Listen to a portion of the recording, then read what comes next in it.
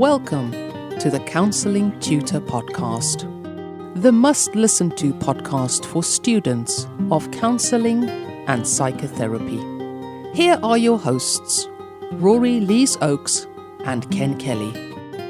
Hello and welcome to episode 51 of the Counselling Tutor Podcast with me, Rory Lees-Oakes, and in a very wet northwest of England, on the other end of the microphone is my partner in all things therapeutic, Mr. Ken Kelly. How are you, Ken? I am well, Rory. Great to be here. As you say, today as we make this recording, it is a rather a dismal day, and maybe signing the end of that wonderful summer that we've had here in the UK, and the ushering in of the slightly colder weather as we go into a beautiful time of year, and that is autumn. Episode 51 is absolutely jam-packed with useful information for you as a counselling student. We're going to be kicking off with taking notes, and this is how you can take notes in class that are going to be easy to organise, how you should organise those so that when you come to your studies, when you need to write an assignment, you can find those. Really interesting theory with Rory today, one that I can't wait to dip into, and it's talking about false memory syndrome, and of course this is the theory of Elizabeth Loftus. Can you kind of give us a bit of a flavour of what to expect there, Rory?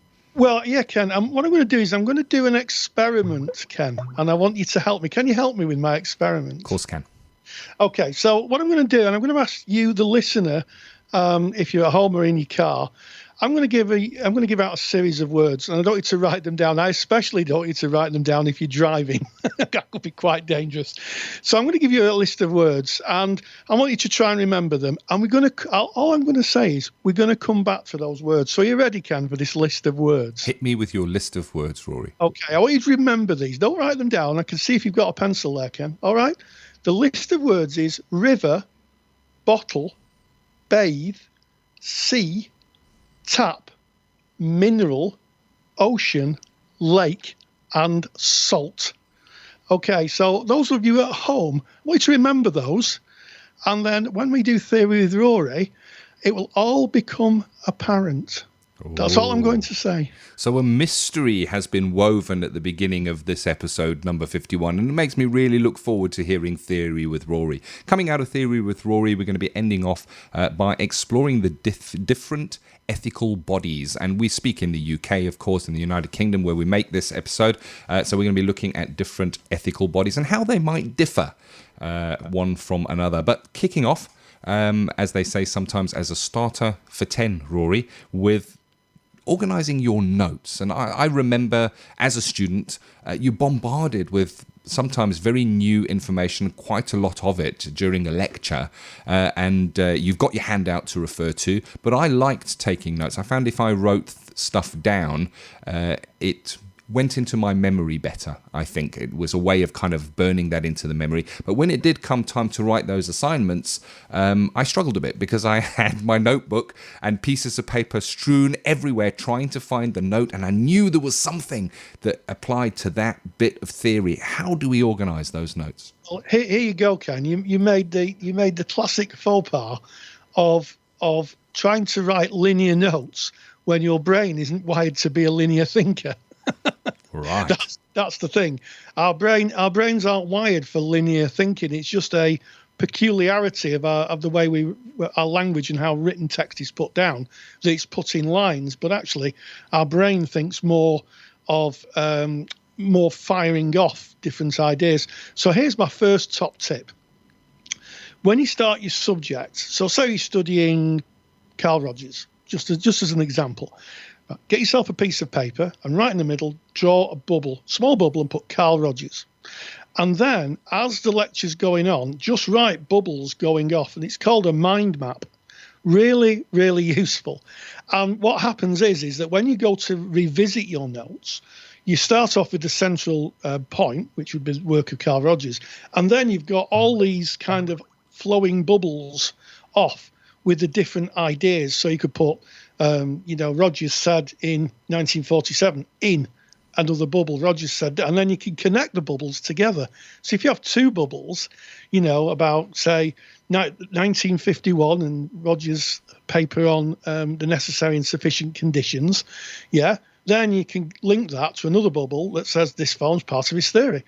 And what happens is when you get your notes, you've got a visual representation of the way that your mind thinks, and you can start off with the central kind of proposition and move to the different areas. Far better than writing in a linear way, I found. So that's my first observation. I like that.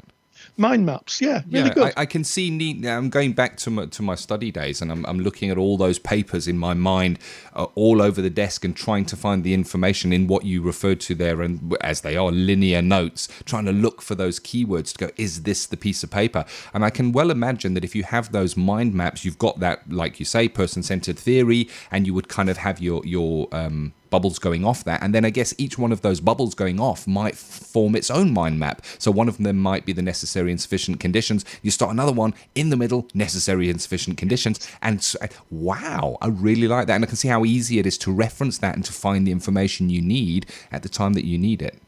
Yeah, so that's my first observation, and as always, we're obliged to Dawn Saxon, one of our members in our growing Facebook community. And if you want to join our Facebook community, you can go to our mother page at www.counsellingtutor.com. Remember, there's 2 L's in counselling. We spell it the English, UK, British way. And you go there and you can find all our resources. But on the top right-hand tab, click that, and that takes you into our closed Facebook community. You've got to knock on the door. And, of course, we're going to let you in. And you can join. And I think today it's 12,000. Woohoo! Ooh, 12,000. It's a big party that's going on. And if you're not in there, you're kind of going to be missing out, I think. So join us. And again, we're very grateful for the topics that we get from our contributors. And that's from Dawn Saxon. So thank you, Dawn. Yeah, excellent. So you say we've got the main idea and those mind mapping. Where do we go from there?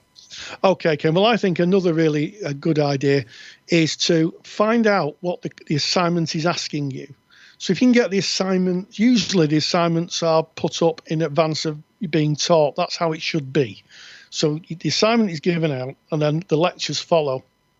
So what I would do is I would get a piece of paper and I would put the questions on the piece of paper, nothing else. And then I would put my little mind maps underneath that. So again, you can do mini mind maps. So say, for instance, there's 3 questions,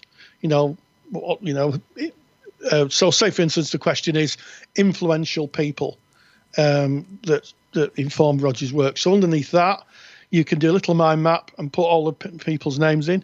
And then it might say, describe what the core conditions are. And underneath that, you can do a little map and a little mind map and with all the bubbles, and then so on and so forth.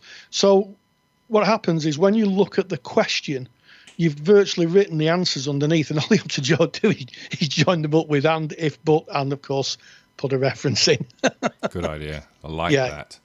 So basically, planning for your assignments when you're actually taking your notes and writing down only that is applicable to the assignment and the questions that are being asked, and then putting that in the format of the mind map, easy to find, easy to reference when you get to those assignment questions.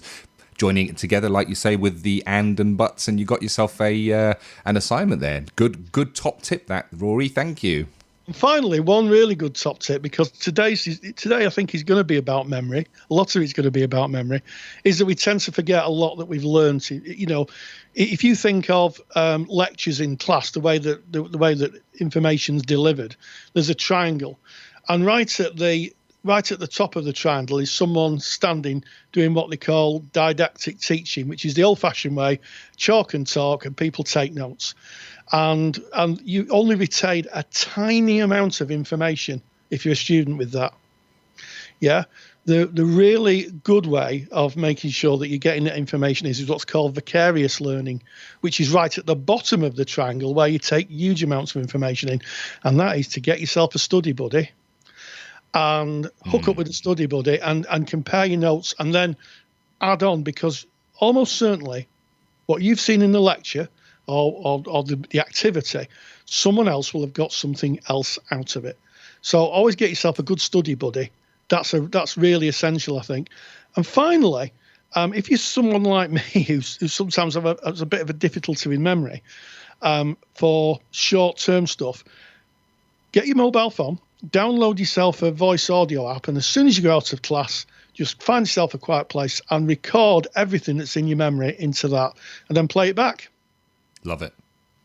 Absolutely love it. Some really top tips there. And I like what you're saying about Study Buddy, because when you're explaining a concept to somebody else, you're really reinforcing that learning in yourself. And I think that is the way that the information sticks the most if you're actually teaching. If you want to know something, teach it to somebody else, and boy, will you know that information. And, if you're looking for study buddies, then the Facebook group that Rory mentioned is absolutely perfect place. Just go onto Facebook and type in Counselling Tutor, and it's right there at the top. Come in and join it and look for a study buddy, somebody, because it doesn't have to be done in person. It can maybe be done online with the technologies that we have today. And of course, if you're a member of the Counselling Study Resource, within the new Counselling Study Resource that has recently been launched, we have our study forums, private study forums, where you can network with like-minded learners and talk about the theories that you were learning and kind of get those different perspectives, because you're 100% right, Rory. You can sit in the same class listening to the same lecture and get something different from it, because it's about frame of reference and how you see it, in the same way as we can look out of the same window at the same landscape, but we would see something different. And I guess that links into the theory of the fact that we see things differently. It's the what is it called, Rory? It's called phenomenology, Ken. Phenomenology. Phenomenology. That idea, of course, that came from our friends Husserl and Heidegger and Merleau-Ponty and all those wonderful people who gave us this philosophy that we see our own view of the world, our own frame of reference. Indeed. I love it. And I love how we've taken that, organising your notes, taking notes, being able to re-reference those notes and linked that into a sound theory. And that's what Rory does best. And I'm delighted to say we're now about to go into theory with Rory as soon as we've stopped in at our sponsors. If you enjoy the topics and handouts here on the Counselling Tutor Podcast, then you will love the Counselling Study Resource. CSR was built by myself, Ken, and Rory Lees Oaks to give you the support you need during your counselling studies. So get access to the world's most comprehensive collection of resources aimed at supporting you in your journey to become a counsellor. Take the stress out of your studies by visiting counsellingtutor.com/CSR. That's counsellingtutor.com/CSR. Today, I'm going to look at false memory syndrome or recovered memory syndrome, depending on which side of the fence you sit. And the reason I'm giving those examples right at the beginning of this theory section is because there's still a debate in psychotherapy. It's still being talked about. And I want to try and give as balanced a view as I can on each of the schools of thought on this. So, to understand the debate around false memory syndrome, you have to understand the origins of the theory, and it states that in certain circumstances we can repress or forget traumatic events. Now, in my research, a lot of people pointed to Sigmund Freud and the idea of repression. So I was grateful to read Phil Mullen's book, Freud and False Memory Syndrome, where he discusses the idea of repression. Now, repression, basically, Freud said it was a subconscious process, a mechanism we used to place uncomfortable thoughts that we were unable to cope with into subsections of our subconscious memory in the hope they'd go away. And some therapists believe that this can be accessed through the arc of therapy, and past memories of trauma can come into awareness. Now, in the research I've done, yes, there are people who have dissociative events, and what can happen is that in very traumatic situations, and I've spoken about this in one of my lectures on working with trauma, that's when people can't escape, what they do is they're so traumatized by it, they form a little place in their mind and they go to it to escape and try and lock the horror away. But lots of researchers have pointed to the fact that a majority of people who've had very, very traumatic experiences remember them in their entirety. And it's the detail that they struggle with, because that's the bit they've locked away. So when we're thinking of repression as a basis for false or recovered memory syndrome, Mullen, the author of the book, kind of dismisses this as a direct attribution. And he draws on Freud's own interpretation of memory, stating, Freud wrote his paper on screen memories, arguing that memories of childhood may not be genuine memories at all, but instead later constructions retrospectively attributed to the distant past. He showed that memories can be like dreams or works of fiction, and that subjective experience of remembering is no guarantee of the literal truth of memory. So I've had quite a few commentators on recovered memory and Freud, and all have said much the same thing, that the model of repression doesn't fit very well to this idea of recovered or false memories. So where did false memory syndrome or recovered memory find its roots? Well, from what I can gather, it started in America in the early 1990s, and reports emerged of a new phenomenon in the world of counselling and psychotherapy, which became known as recovered memory therapy. Now, this type of therapy stood out because practitioners used techniques such as hypnosis, guided imagery, visualization, dream analysis, and interpretation of bodily sensations. Now, from what I can gather, this seems to be very much therapist-led, and therapists interpreting, using their expertise, and even people like my good friend Bob Cook, who's a TA therapist, who's very experienced and has lots of expertise, would be the first to say that he doesn't interpret what client says. He attaches theory, the TA theory, to it, and he works with what they present. He doesn't actively tell them that, you know, this is a repressed memory. He works with what the clients bring, and I think there's a distinct difference even with directive therapies, where a therapist is active in the role, maybe teaching the model. CBT, TA is a good example. They don't interpret dreams and say this is what you were thinking. They explore phenomenologically what the client is thinking. So I think that's a real distinction. It really came to prominence in 1991, and I remember this well. There was an American sitcom star called Roseanne Barr. She had a program called, strangely enough, Roseanne, talking about her life. And she went public claiming that in therapy, she'd recovered 30-year-old memories of both the parents molesting her. Now, I have to say that it's an allegation that both the parents vigorously denied. They denied it at the time quite vigorously. I remember them being interviewed on the TV, and they were really, really robust in their defence. So what is the science behind recovered memories? And is it possible that trauma can be pushed into the subconscious and locked away out of awareness? Well, it sort of depends on whose point of view you take on. So we're going to look at the false memory side of things, which is really led by American psychologist Dr. Elizabeth Loftus. Now, she came to prominence in the 1980s as an expert witness in the case of a guy called Steve Titus. Now, he was a restaurant manager who was falsely convicted of rape, and she got involved in the case, and it turned out that the person who was the victim of the rape had just remembered the wrong person. It wasn't him. And in fact, they actually caught the perpetrator who admitted to it. So there was no doubt that Steve Titus didn't do it. And it became a fascination for her and an area of research about false memories. And through the years, Loftus herself had done lots of experiments implanting false memories. The American military have done it. There was a famous experiment called the mallet experiment. I'll put a link in the handout, where they convinced somebody that they'd been in a shopping mall as a child and they'd never been there. Really fascinating how the memory can play tricks. But one of the most interesting, I think, testimonies, and I never realised when I read this, I couldn't believe it. I'd get it from some other sources.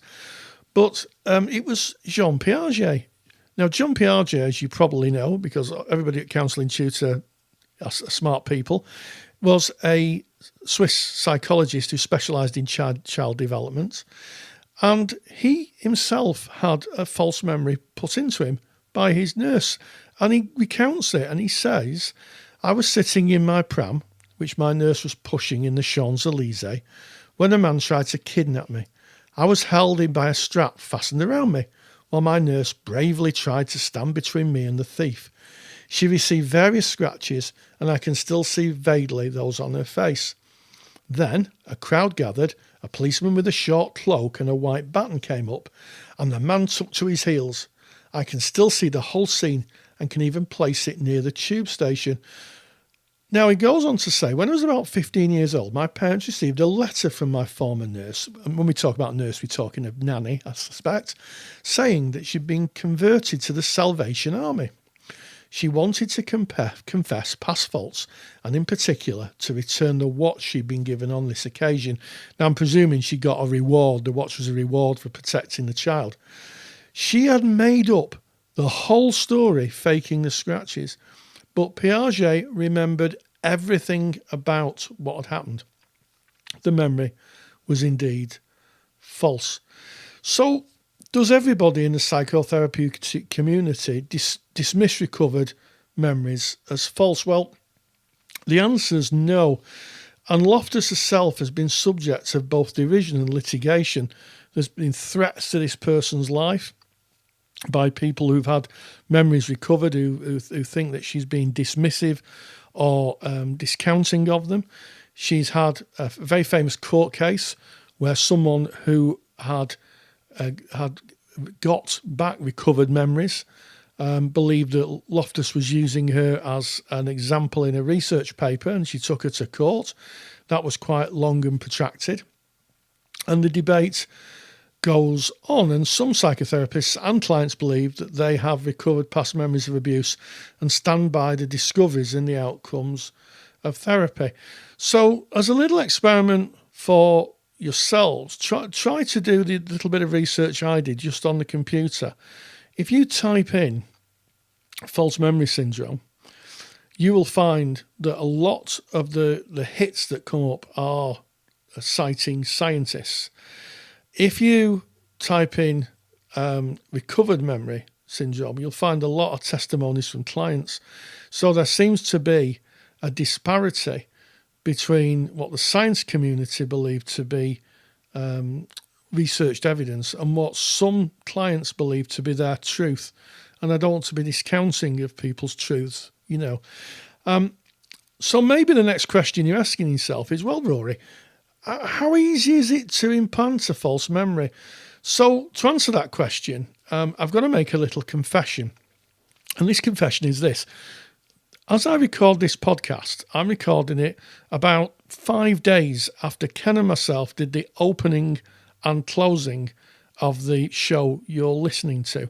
And how we work is that we do the opening, then we do the closing. I tell him a little bit about the theory, and then we slot in this theory piece in the centre. We edit it in the centre, and it goes out to broadcast. So at this point, Ken really doesn't know what I'm going to be talking about in depth. Really doesn't know. And what he doesn't know is that I gave you and him a set of words at the beginning of the show, didn't I? And what I'd like you to do is I'd like you to recount them. I'd like you to recount them. I asked you not to write them down. Put that pencil away. Put that pen away. Don't write them down. And I want you to see if, as Ken did, I managed to implant a false memory. When you listen to Ken's summing up after this piece has ended, you listen and see if you came up with the same word that Ken thought I'd said, which I hadn't. So keep an ear out for that.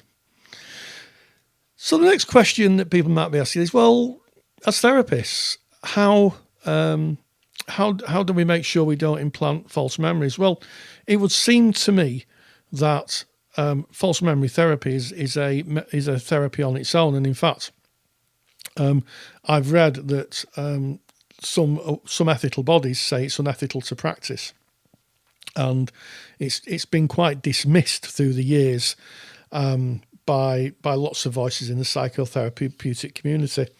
But what we can do is to make sure that we don't interpret, tell clients what we believed happened, or infer our own opinions on clients. You know, the ethical framework has autonomy in for a reason. And I believe one of the reasons is, yes, to give clients an opportunity to live a self-propelling, self-directed life without being kind of in the kind of shadow of a therapist who's guiding them. But also I think autonomy is about making sure that we don't inadvertently produce memories or assumptions to the clients which may not be true, may not be in their experience. So in the handout, I'm going to put some links, a little bit of an overview, some links that you can do some exploration yourself.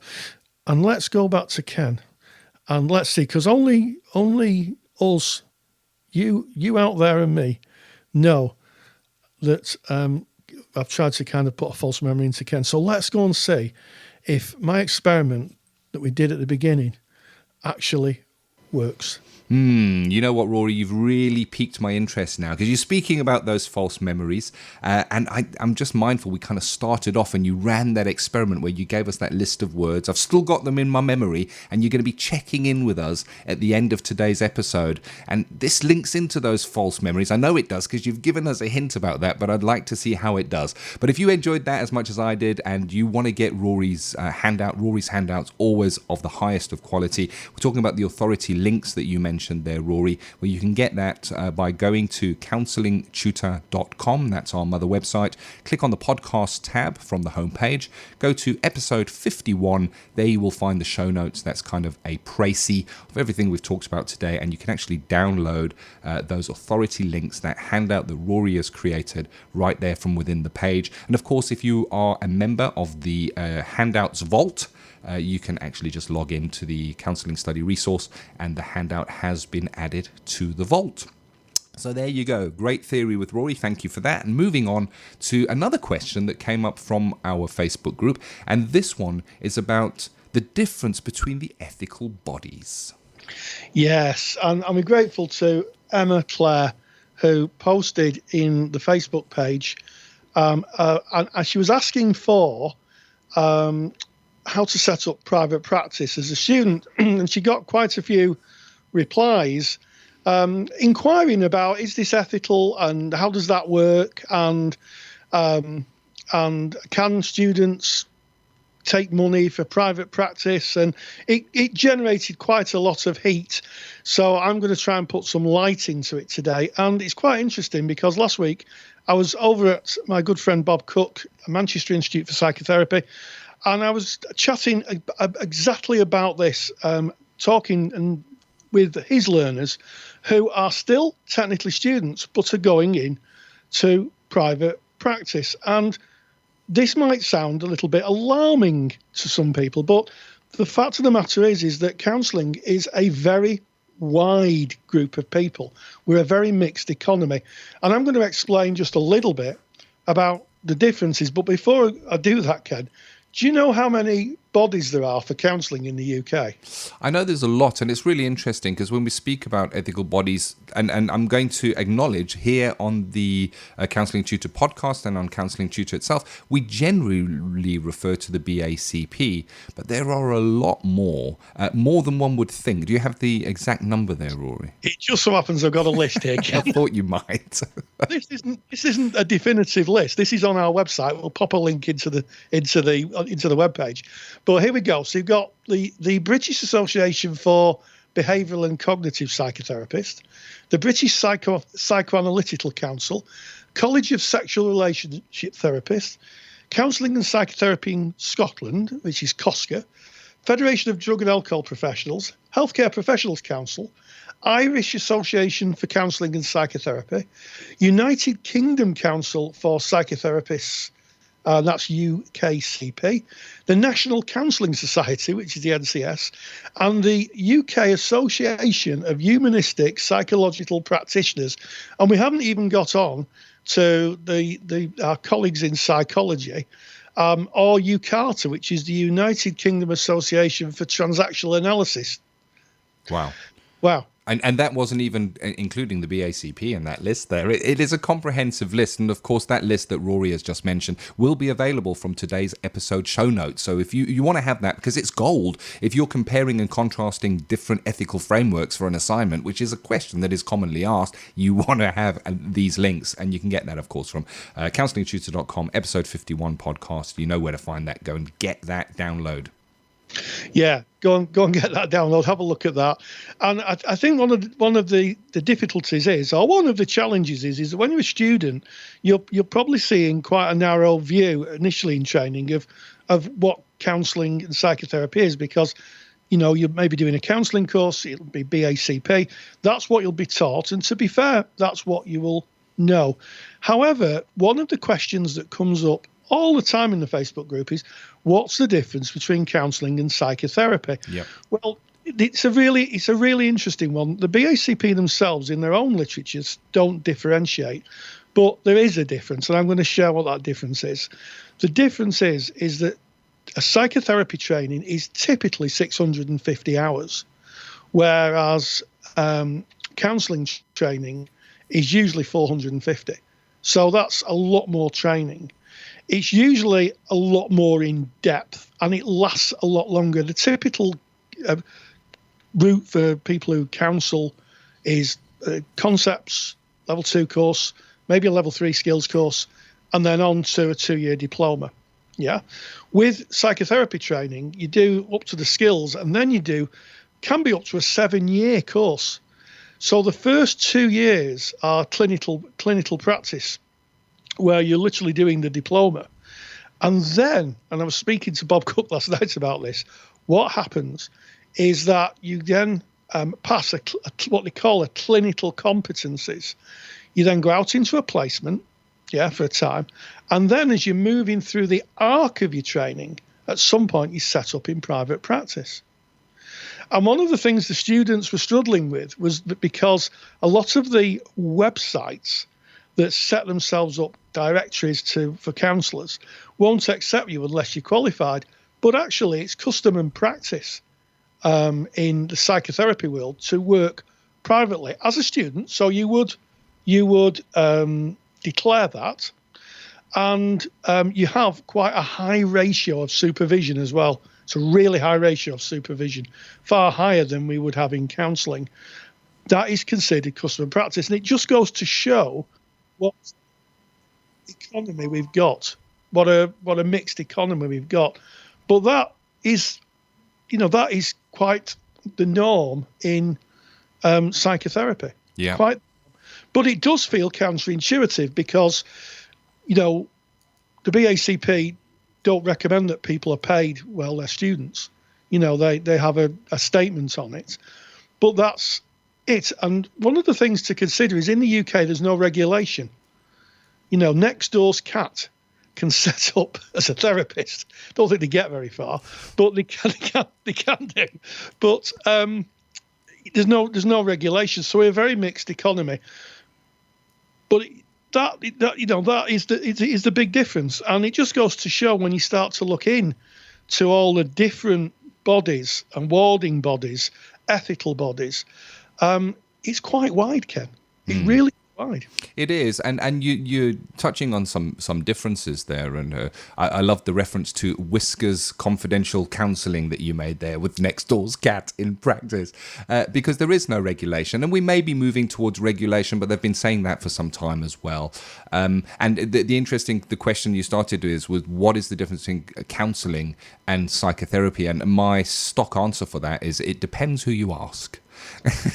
Because it is debated. So you spoke about some of the differences there, and I'd like to touch on some of the similarities. So if you're looking at ethical bodies for counselling, for psychotherapy, they do have some similarities, and I guess a similarity, and this is very loose, is to provide information on counselling and psychotherapy services and set some standards, which gives the general public confidence in the profession.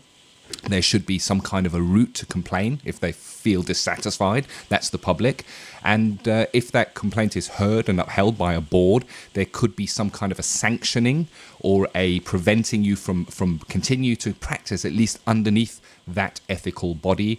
And it could support the counsellor and in the forms of providing research, information on continued professional development training, direction on how often one might take supervision. So those are kind of some of the similarities that we might see across those ethical bodies. But as you said, Rory, many differences as well. Yeah, and as I say, in the world of psychotherapy, and psychotherapy is usually TA, I have to say, TA base. There may be different forms of it. It's considered quite a principled position to have, to work in private practice, because remember, at the end of that training, it's level 7. So you're literally going through 3, 4, 5, 6, and 7 through that arc of training. So I think it can cause a bit of confusion, Ken. But there's the differences. And my stock answer used to be, what's the difference in counselling and psychotherapy? £40 an hour. Yes. Meaning that you can charge £40 an hour more. Yes. And of course, we speak in the UK here. Please insert your currency in front of the 40. Right, so there you have it, and of course, there's a reference to the page with all the different ethical bodies and kind of an overview of the ethics, and there's even a download from there as well. So it's 5 tips for writing an assignment on ethics in counselling, and the link to that will be in today's show notes. That is, of course, episode 51, and you can get that counsellingtutor.com. Click on the podcast tab. You know where it is.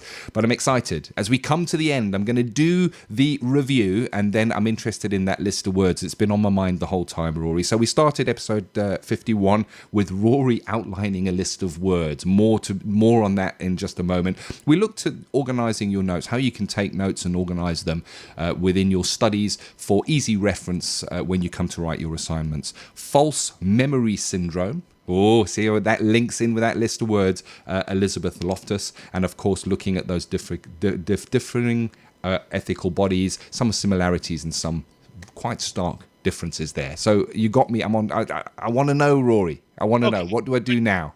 I gave you a list of words. You didn't write them down, and I can say this, and I can say we've not rehearsed this either. This is just me off the doing it virtually live. Yes. So, Ken, I'll start you off. I started off with river, so tell me about the rest of the words. You then went into bottle. I probably won't remember all of them. There was a tap. There was salt, and I recognised that because it was quite different from the rest of them. I think there was a lake, water. I think the sea was in there. And I'm struggling to remember any more, because I couldn't write them down. I wanted to make a mind map, you see, and write in the centre, write river, and put them all around it. So did that help? It did help, Ken. And I'm sure that as this podcast is being played on computers and cars throughout the world, hopefully, that there will be people shouting at the speakers saying, he didn't say water. Or there may be people saying, yes, he did say water. And just to clarify, I never used the word water, and that really links into the topic I talked about in the theory section of the spreading activation, the priming and spreading activation in our brains, which links one thing to another, and why we have to be so careful as therapists not to aid or plant false memories into our clients. But no, I'm afraid, Ken, water wasn't mentioned. Wow. You have indeed a false memory. Wow, that is incredible, and it's interesting how, as we come to the end, I just want to touch on this. We spoke about the note taking and organising your notes, and we spoke about the mind mapping, where you put the main idea and you kind of put the offshoots of the theory or whatever it is you're covering there. And it's similar within our brains, that we have clusters, don't we, that certain words are linked to other things, and bottle and sea and river, that they're water. It links to water, and it kicks off a brain cluster, and we can insert a false memory, as you say there. Really, really interesting exercise, and it certainly had quite an impact on me. Something for me to go and reflect on there. I'm going to actually to be honest with you, re-listen to the episode because I'm sure he said water, everybody. I'm going to be listening to episode 51 again. Anyway, it's been a great episode. I've enjoyed it. I've learned plenty. And I look forward to the pack of cards that is episode 52. Why? Because there's 52 cards in a pack. That's next week. And as always, stay grounded and stay safe. Take care. If you enjoy the topics and handouts here on the Counselling Tutor Podcast, then you will love the Counselling Study Resource. CSR was built by myself, Ken, and Rory Leesoaks to give you the support you need during your counselling studies. So get access to the world's most comprehensive collection of resources aimed at supporting you in your journey to become a counsellor. Take the stress out of your studies by visiting counsellingtutor.com/CSR. That's counsellingtutor.com/CSR. Thank you for listening to the Counselling Tutor Podcast. Find the show notes for this episode on our website at www.counsellingtutor.com.